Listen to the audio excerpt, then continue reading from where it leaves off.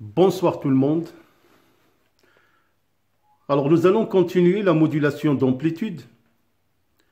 La capsule de ce soir va nous permettre d'exploiter des schémas qui vont déjà nous aider à concrétiser la présentation qu'on a abordée dans la première capsule, à savoir qu'on a décidé d'envoyer un signal informatif, c'est-à-dire un message, comme vous le savez, soit une parole, une communication, de la musique ou une image. Nous avons vu que le signal informatif ou le signal modulé présente quelques difficultés dans sa nature ondulatoire, qui reste une onde électromagnétique de basse fréquence. Nous avons utilisé une onde porteuse de haute fréquence, mais pour que l'onde porteuse puisse emporter ce message et qu'il parvienne à destination en bonne et due forme, on a parlé d'un dispositif électronique appelé multiplieur. Alors, ce multiplieur qui réalise le produit du signal informatif décalé, je dis bien le signal informatif décalé US de T plus U0 par le signal porteur UP de T. Alors, vous avez devant vous un schéma du multiplieur AD633 et juste en bas, trois schémas qui vont encore une fois nous permettre de mieux comprendre le principe de la modulation d'amplitude. Alors comme je vous ai dit, là par exemple, si nous prenons le schéma numéro 1, là vous avez le signal informatif que j'ai noté US de T. Donc c'est le signal qui va être transmis, qui comporte l'information. Et comme je vous ai dit que ce signal dispose d'une fréquence qui est basse fréquence, qui risque d'être amortie une fois il est transmise telle qu'elle. Je vous ai aussi expliqué dans la première capsule que lors de la réception de ce signal tel qu'il est, alors le dispositif qui va effectuer la démodulation, il y a un circuit qui élimine les tensions négatives. Donc, risque d'une modification du signal et même une perte éventuelle. Pour cette raison, on a ajouté une tension continue de décalage U0 pour que mon signal informatique soit de telle sorte US plus U0. Là, vous avez l'onde porteuse UP de T qui va porter l'onde informative, donc sa fréquence est beaucoup plus importante par rapport à la fréquence de US de T. Alors, pour la figure numéro 2, donc c'est le multiplieur qui va réaliser le produit du signal informatif décalé US de T plus U0 par le signal porteur. Bien sûr, à la sortie, nous allons obtenir une tension UM de T appelée tension de sortie qu'on appelle la tension de sortie du multiplieur modulé en amplitude. Donc, c'est la figure numéro 3.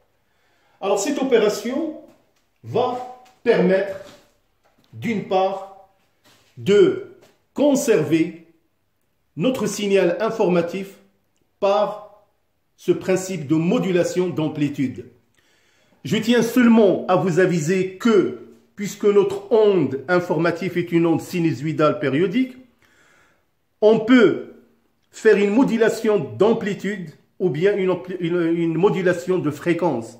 Mais pour le programme du baccalauréat pour cette année, nous allons nous contenter seulement de la modulation d'amplitude. Alors maintenant, nous allons procéder par des opérations de calcul pour donner une forme algébrique à la tension de sortie UM de T et nous allons voir comment il est exprimé à la fin des calculs à la sortie du multiplieur.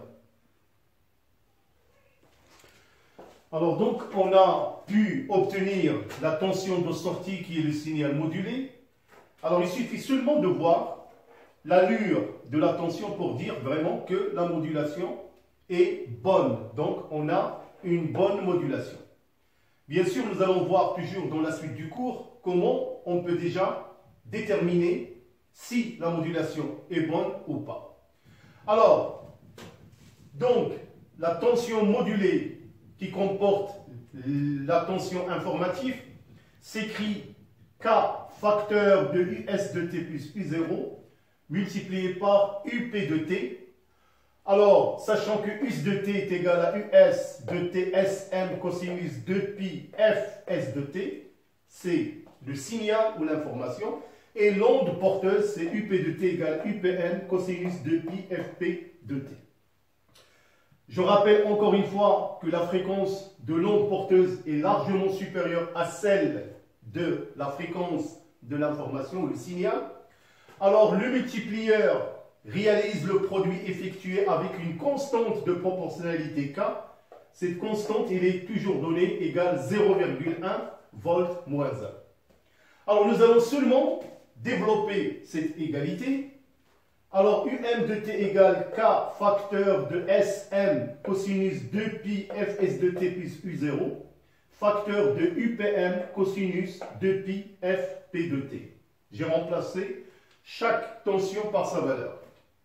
Alors, remarquez seulement ici que j'ai factorisé par U0, alors ce qui me donne alors SM sur U0 cos 2pi Fst plus 1. Donc, j'ai factorisé par U0.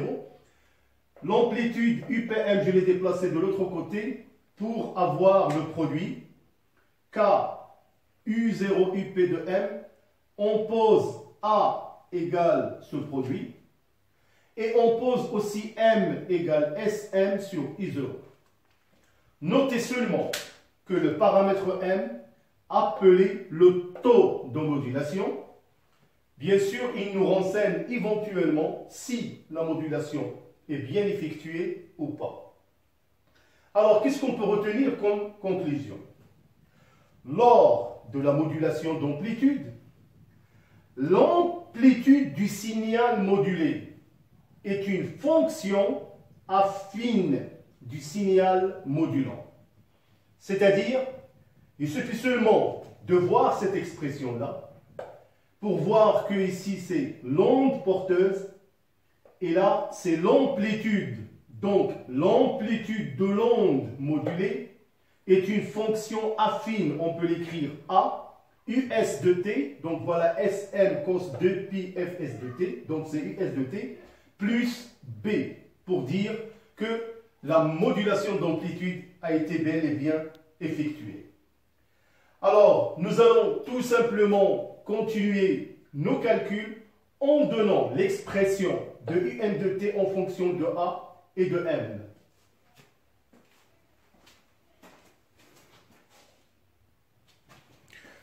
Alors donc, on peut écrire autrement le signal, la tension de sortie ou le signal modulé égale à A, facteur de M cosinus 2pi Fst plus 1 multiplié par cosinus 2pi Fp de T. C'est une expression qui est très importante, qui fait l'objet de pas mal d'exercices dans les examens de fin d'année. On peut vous donner une expression de UM de T et c'est à vous de déterminer par exemple A, M, le taux de modulation, de déterminer la fréquence de l'onde du signal informatif ou bien la fréquence de l'onde porteuse.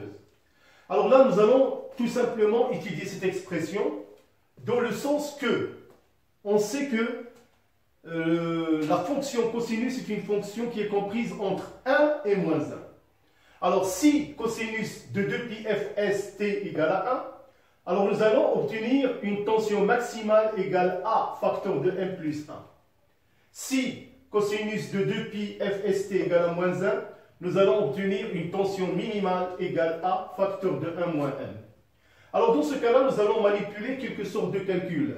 On calcule Umax moins Umin, qui est égal à facteur de M plus 1 moins A facteur de 1 moins M. On va trouver 2AM.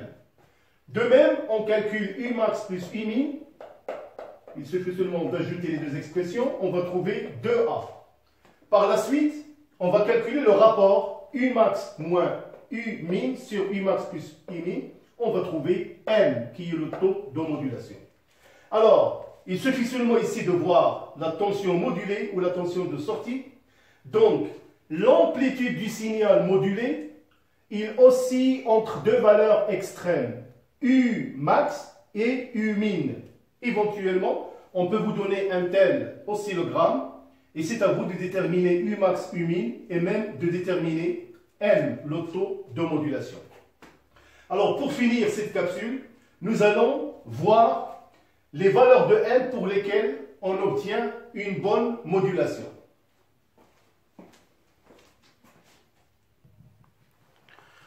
Alors, donc, on peut voir maintenant quelle est l'influence du taux de modulation. Donc, vous avez déjà M égale Sm sur U0 et M égale Umin moins Umax sur Umax plus Umin.